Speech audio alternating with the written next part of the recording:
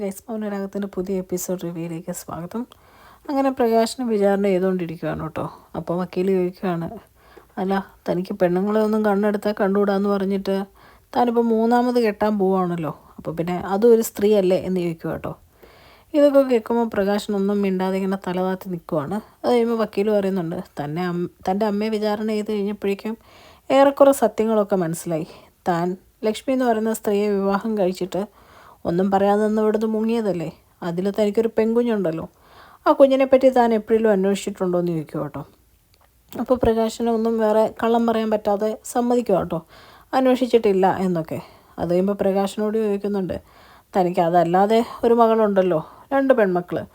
ഒരു മകളുടെ കാര്യം ഇവിടെ ഈ നാട് മുഴുവൻ പ്രശസ്തമാണ്. കഴിഞ്ഞ കുടുംബ കോടതിയിലും ആ കാര്യങ്ങൾ ചർച്ച ചെയ്തിരുന്നു.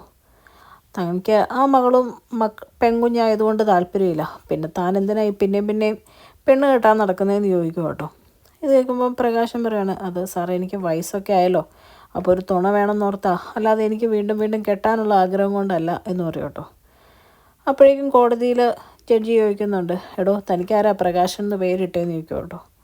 പ്രകാശം പറയും, എൻ്റെ അമ്മയാന്ന്. അപ്പോഴത്തേക്കും എല്ലാവരും കളിയാക്കി ചിരിക്കും കേട്ടോ. ജഡ്ജി പറയുന്നുണ്ട്, ഇടാൻ പറ്റിയ പേര് എന്നിങ്ങനെ പറയുവാണ്. ഇത് കേൾക്കുമ്പോൾ പ്രകാശനാകെ നാണം കെട്ട് തല താഴ്ത്തി നിൽക്കുവാണ്.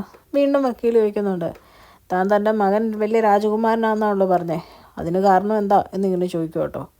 അപ്പോൾ പ്രകാശം പറയുവാണ്, അത് സാറേ മറ്റ് പെൺമക്കളെ പോലും ഒന്നുമല്ല, എൻ്റെ മോൻ രാജകുമാരനാന്ന് പറയുന്നത് അവൻ കുടുംബം നോക്കുന്നുണ്ട് എന്നിങ്ങനെ പറയും കേട്ടോ. അപ്പോൾ വക്കീൽ എടുത്തടിച്ച പോലെ ചോദിക്കുകയാണ്, കുടുംബം നോക്കുന്നവൻ സ്വന്തം അമ്മയുടെ കാര്യം നോക്കുന്നുണ്ടോ എന്നിങ്ങനെ ചോദിക്കും കേട്ടോ. ഇത് കേൾക്കുമ്പോൾ പ്രകാശനൊന്നും മിണ്ടുന്നില്ല. ഇതൊക്കെ കേൾക്കുമ്പോൾ ദീപ ഇങ്ങനെ പുച്ഛിച്ചിങ്ങനെ നോക്കുക കേട്ടോ പ്രകാശനെയും വിക്രത്തിനൊക്കെ. വിക്രത്തിനും ഒന്നും മിണ്ടാൻ പറ്റുന്നില്ല. അതേസമയം വക്കീൽ പറയുവാണ്, പ്രകാശിൻ്റെ 2ാമത്തെ ഭാര്യേനെ വിചാരണ ചെയ്യണമെന്ന് പറയുവാണ്. അങ്ങനെ ദീപേനെ വിചാരണ ചെയ്യും കേട്ടോ. വിചാരണ ചെയ്യുന്ന സമയത്ത് കഴിഞ്ഞ കുടുംബ കോടതിയിലുണ്ടായ കാര്യങ്ങളും അത് കഴിഞ്ഞ് പ്രകാശൻ കല്യാണം വിളിക്കാൻ വന്ന കാര്യങ്ങളൊക്കെ പറയുവാണ്. കല്യാണം കഴിച്ച സമയത്ത് ദീപയ്ക്ക് പ്രകാശൻ ഇതിനു മുമ്പൊരു വിവാഹ ബന്ധം ഉണ്ടായിരുന്നു എന്നുള്ള കാര്യം അറിയില്ലായിരുന്നു എന്നുള്ളതൊക്കെ കോടതി പറയും കേട്ടോ. ഇതൊക്കെ ജഡ്ജി നോട്ട് ചെയ്യുന്നുണ്ട്.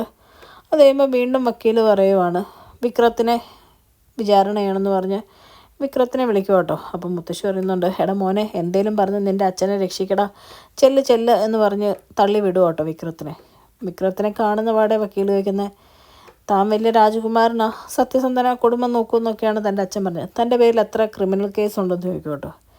ഇത് കേൾക്കുമ്പോൾ തന്നെ വിക്രത്തിന് അടിയിട്ടിയ പോലെ ആവുകയാണ്. കഴിഞ്ഞ് വിക്രത്തിൻ്റെ പൂർവ്വകാല ചരിത്രങ്ങളും വിക്രം കോടതിയിൽ ഇതിനു മുമ്പ് വരേണ്ട വന്ന സാഹചര്യങ്ങളൊക്കെ വക്കീൽ പറയുവാണ്. ഇതൊക്കെ കേൾക്കുമ്പോൾ വിക്രത്തിന് പിന്നെ ഒന്നും മിണ്ടാൻ പറ്റാത്ത അവസ്ഥയാവുകയാണ്.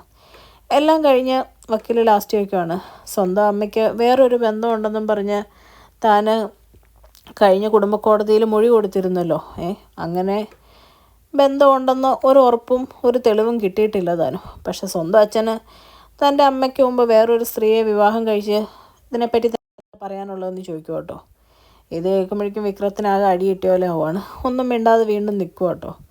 അപ്പോൾ ചോദിക്കുന്നുണ്ട്, അത് ശരിയായിട്ടത് എനിക്ക് തോന്നുന്നുണ്ടോ എന്ന് ചോദിക്കുമ്പോഴേക്കും വിക്രം വീണ്ടും തല താഴ്ത്തി ഇങ്ങനെ നിൽക്കുവാണ്. അത് കഴിയുമ്പോൾ വിക്രം പറയുന്നുണ്ട്, എനിക്ക് നേരത്തെ വിവാഹം കഴിച്ച കാര്യമൊന്നും അറിയത്തില്ലായിരുന്നു, പക്ഷേ എൻ്റെ അച്ഛന് ഇപ്പോഴത്തെ ആരോഗ്യനിലയ്ക്കും സ്ഥിതിക്കും അച്ഛനൊരു തുണ വേണമല്ലോ സാറേ. പിന്നെ അച്ഛനെ സ്നേഹിച്ച ആൾക്കാരെ അച്ഛൻ ഒറ്റപ്പെടുത്തിയിട്ടില്ല, കൂട്ടു നിന്നിട്ടേ ഉള്ളൂ. ബാക്കിയൊക്കെ കള്ളക്കേസുകളും കാര്യങ്ങളുമാണെന്ന് പറയുക കേട്ടോ ജഡ്ജിയോട്. അതെല്ലാം ജഡ്ജി രേഖപ്പെടുത്തുവാണ്. അവസാനം വക്കീൽ പറയുകയാണ്, ആദ്യ ഭാര്യ ലക്ഷ്മി അമ്മേനെ വിചാരണ ചെയ്യണമെന്ന് പറയും കേട്ടോ. ആ സമയത്തേക്ക് ജഡ്ജി പറയുന്നുണ്ട്, കോടതി ഇന്ന് കഴിയുന്ന സമയമായി, 2-3 ദിവസം കഴിയുമ്പോഴാണ് ഇനി അടുത്ത വിചാരണ എന്ന് പറഞ്ഞ് കോടതി പിരിച്ചുവിടുവാണ്. ഇത് കേൾക്കുമ്പോഴേക്കും പ്രകാശിന് ഭയങ്കര സമാധാനമാവുകയാണ്.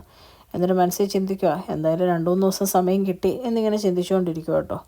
അത് കഴിഞ്ഞ് അവർ കോടതിയിൽ നിന്ന് ഇറങ്ങുമ്പോഴേക്കും ലക്ഷ്മിയമ്മയും വക്കീലും കിരണിനോടും കല്യാണിയോടും ദീപയോടൊക്കെ സംസാരിച്ചുകൊണ്ടിരിക്കുന്ന കാണുവാണ്.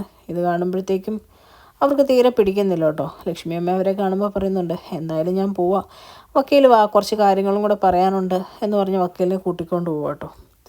അത് കഴിയുമ്പോൾ പ്രകാശം പറയുകയാണ്, നീയൊക്കെ കൂടി അവളുടെ മനസ്സിൽ വിഷം കുത്തിവെച്ച് എനിക്കെതിരെ തിരിക്കാനായിരിക്കും നോക്കുന്നത്.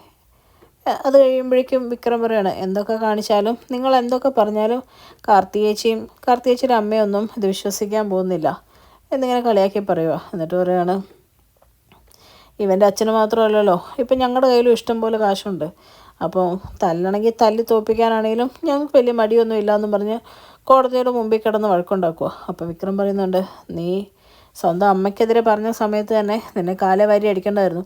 എനിക്കും അടിക്കുന്നതിന് ഒരു കുഴപ്പവും ഇല്ല എന്ന് കിരൺ വിക്രത്തിനോട് പറയുക കേട്ടോ.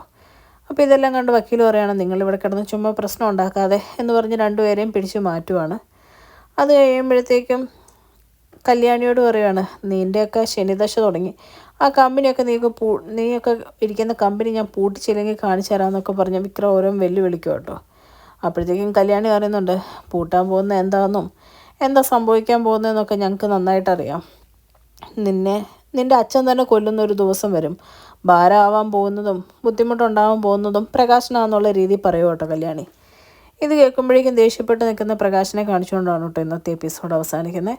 ചാനൽ ഇഷ്ടപ്പെട്ട് കഴിഞ്ഞാൽ ലൈക്ക് ചെയ്യാനും സബ്സ്ക്രൈബ് ചെയ്യാനും കമൻറ്റ് ചെയ്യാനും മറക്കരുത്. താങ്ക്